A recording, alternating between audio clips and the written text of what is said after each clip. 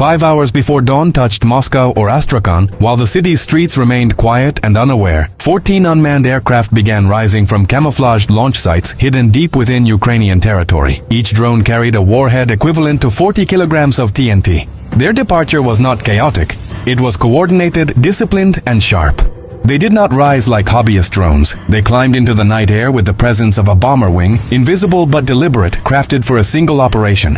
These were not reconnaissance drones. They had no interest in observation or surveillance. They had been designed for one mission only: to travel across hundreds of kilometers of hostile terrain, endure electronic interference, avoid radar screens, and ultimately slam into a target with precision devastating enough to shift the momentum of a war. The target lay far away, deep within the Caspian Basin. For days, a particular Russian cargo ship had been shadowed not by human eyes, but by a network of orbital sentinels. Allied commercial satellites, military-grade synthetic aperture radar, and Ukrainian signal interception combined to build a complete picture of its movements. Every slow drift at anchor, every subtle change in heading, every attempt to disguise its transponder signature, nothing escaped the scrutiny from above. The vessel's captain believed he was beyond Ukraine's reach, shielded by the geography of an inland sea. In truth, he was already inside a trap. The ship in question was not just another freighter. It was the Vologda Dawn, a steel giant stretching over 100 meters, displacing nearly 5,000 tons, and packed to the brim with Iranian-supplied material. Inside its holds lay crates of Shahed drone components, guidance modules, gyroscopes, avionics, and racks of 122mm rockets. It was, in effect, a floating warehouse of terror. The loss of its cargo would mean more than lost tonnage. It would mean silence across Russian drone factories, a sudden halt to nightly strikes that had battered Ukrainian cities. The Caspian Sea was thought to be immune from such threats. Over 800 kilometers separated it from Ukraine's closest launch site. Russian officers had long insisted that the basin was secure, a rear area sanctuary immune from surprise. The captain of the Vologda Dawn anchored his ship in a narrow canal, convinced that shallow waters and distance were protection enough. That belief would soon prove fatally wrong. The Ukrainian plan for the strike was months in the making. Analysts had pieced together intelligence from multiple layers. Japanese radar satellites had revealed the ship's profile through persistent cloud cover. Signal silence was studied, not ignored, proving the vessel was deliberately concealing activity. Naval architects were consulted to identify weak points along the hull, sections that could be punctured to induce flooding without igniting volatile ammunition. Every detail mattered. The goal was not to detonate the cargo in a single catastrophic blast, but to drown it quietly beneath the waves, erasing months of Russian logistical preparation. For the mission, Ukraine deployed long-range UJ-26ER kamikaze UAVs. Built from lightweight composites and designed with minimal radar signature, they skimmed above water at altitudes barely higher than a two-story building. Redundant navigation ensured they would not fail even under GPS denial. Some carried fragmentation charges, others semi-penetrating warheads meant to slice through bulkheads and rupture waterline compartments. 14 were launched, 12 attackers and 2 relay craft to maintain command and telemetry across the long approach. At 5:45 a.m., in scattered clusters across Ukraine, the drones ignited their boosters and slipped into the sky. They flew low, hugging the contours of fields and rivers before sweeping over the Black Sea and skirting toward the Caspian approach. To Russian coastal radars, their faint echoes appeared no different than background clutter, low-priority anomalies that did not merit alert. By the time controllers noticed patterns emerging, it was already too late. At 10:27 local time, the silence of the Vologda Dawn's anchorage was broken by the first strike. A warhead slammed into the aft deck, tearing open the ventilation shaft and igniting electrical fires.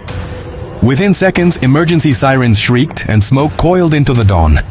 Crew scrambled to respond, but before hoses could be uncoiled, a second drone punched into the starboard waterline. The hull groaned as compartments filled with seawater. The attacks came in quick succession. A third drone pierced a midsection hatch cover, scattering shrapnel across the deck. A fourth detonated near the portside strip, tilting the ship several degrees. Alarms rang in chorus, radios crackled as port authorities dispatched tugboats. But even as reinforcements departed the quay, the fifth drone arrived, striking the bridge and plunging the vessel into darkness. Primary power failed, backup batteries sputtered. The captain's last coherent order was drowned beneath static. The drones did not relent. Between 10:33 and 10:38, multiple hits shredded bulkheads, fractured beams, and accelerated the flooding. By 10:41, the stern was awash in smoke and flame. Some crew leapt into lifeboats, others abandoned ship in panic, their orange vests stark against the oily water. Russian defenders managed to down 2 drones with hastily mounted weapons, but 10 more remained, and each found its mark. Barrier blasts sealed the channel, preventing tugs from closing in. Relay UAVs circled above, recording everything. By mid-morning, the outcome was clear. Systems collapsed one by one. First pumps, then power distribution, then structural stability. At 10:50, the list reached a fatal angle. The Vologda Dawn was dying. Within hours, its superstructure disappeared beneath the Caspian waves. By 14:30, satellite images captured the aftermath. Only a slick of fuel and faint trails of smoke remained. Russia attempted damage control, insisting the ship had suffered only mechanical issues. But photographs leaked online told a different story. Open-source investigators geolocated the wreckage, proving the vessel had indeed been lost. Insurance firms reacted instantly, raising premiums for ships entering the Caspian. Merchant captains began masking their identities, sailing under false call signs. What had once been a quiet inland sea suddenly carried the tension of an active war zone. For Ukraine, the strike was more than tactical success. It was a psychological rupture. By sinking one ship, Kyiv had shown that no rear area was beyond reach. Moscow's assumption of safety was shattered. Iranian-supplied weapons that might have terrorized Ukrainian cities for weeks now lay ruined at the bottom of the sea. Yet the victory carried uncertainty. Russia would adapt. Salvage operations were already rumored, with divers and cranes dispatched to recover what remained. New routes, perhaps overland or through alternative ports, would be tested. Each adaptation would bring fresh vulnerabilities, but also new risks for Ukraine. The Caspian strike had rewritten the rules of geography, but it had also opened a question. How far could escalation reach? Because if a ship could be struck here, 800 kilometers from the front lines, what might be next? The sea was quiet again, the wreck hidden beneath the waves. But both sides knew the silence was temporary.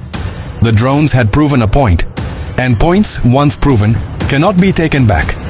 Somewhere beyond the horizon, planners were already drawing the next set of lines on a map.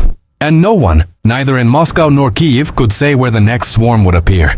The Caspian Sea, once considered a sanctuary, had been violated. By nightfall, Moscow's corridors of power echoed with tense voices and hurried steps. The Kremlin had received confirmation.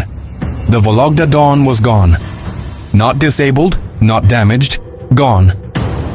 At the bottom of the Caspian, along with the pride of a supposed safe harbor.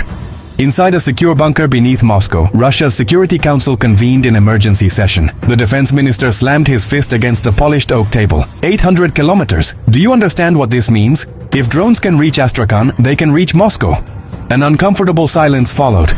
No one contradicted him, but everyone understood. This was not just about geography. This was about vulnerability. Across the table, an admiral unfolded a map of the Caspian Basin. Red pins marked Russian ports, Iranian shipping routes, oil terminals, and naval bases. He drew a circle, 800 kilometers wide, around Ukraine's known launch zones. The circle overlapped not only Astrakhan but large stretches of the Volga River system. This is no longer a question of defending the front line, the admiral said. It is defending the heart. News traveled differently.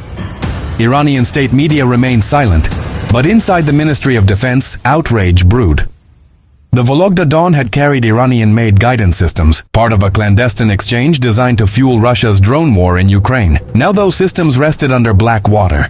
A general muttered, "If the Ukrainians can strike the Caspian, they can strike Bandar Anzali or Bushehr. This cannot go unanswered." Yet Iran faced a dilemma. Public acknowledgement risked exposing Tehran's covert role. Silence, however, looked like weakness. Behind closed doors, an agreement emerged. Iran would accelerate shipments overland through the Caucasus. It would also dispatch naval engineers to assist Russia in hardening Caspian defenses. The Caspian, once ignored, was about to become a contested arena. Washington and Brussels reacted with studied restraint. Official statements avoided direct applause but emphasized Ukraine's right to self-defense. Privately, Western analysts were astonished. The strike had required extraordinary precision, coordination, and endurance. If Ukraine could replicate it, no Russian asset, land, sea, or even airfield, was safe. China, meanwhile, watched uneasily. Beijing had invested heavily in Caspian trade routes as part of its Belt and Road Initiative. The destruction of a major vessel threatened not only Russian logistics, but also China's commercial stakes. Diplomats urged stability, though their tone hinted at anxiety. At the United Nations, emergency debates flared. Russia accused Ukraine of international terrorism on inland waters. Ukraine countered by displaying satellite images of drone parts found aboard the Vologda Dawn. "Who is the terrorist?" Kyiv's ambassador asked, voice shaking with fury. "The one who sends drones to bomb cities at night, or the one who stops them before they arrive?" The chamber fell silent. While Moscow scrambled, Ukraine prepared. In a dimly lit operations room near Mykolaiv, engineers reviewed flight data from the Caspian raid. Relay drones had transmitted terabytes of telemetry, wind resistance, radar exposure, enemy reaction times. Each variable was logged, dissected, improved. A young officer leaned over a monitor. "They didn't see us until the third wave. That means next time we can push deeper. Maybe even the Volga." Another analyst shook his head. "Not yet. We don't escalate faster than they can absorb. The goal is to make them bleed slowly. Fear is more powerful than wreckage." On a side wall, a map bore new red X's: oil depots, radar stations, railway nodes, options for the next swarm. For sailors across the Caspian, life changed overnight. Merchant crews began refusing assignments to Russian ports, demanding hazard pay. Insurance brokers hiked rates. Fishing villages along the coast whispered of drones appearing like ghosts over the horizon.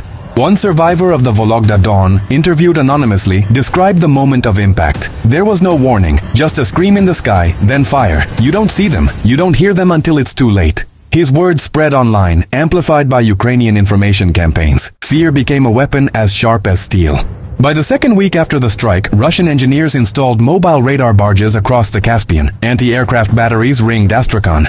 New patrol boats carried jamming arrays, their antennas bristling like sea urchins.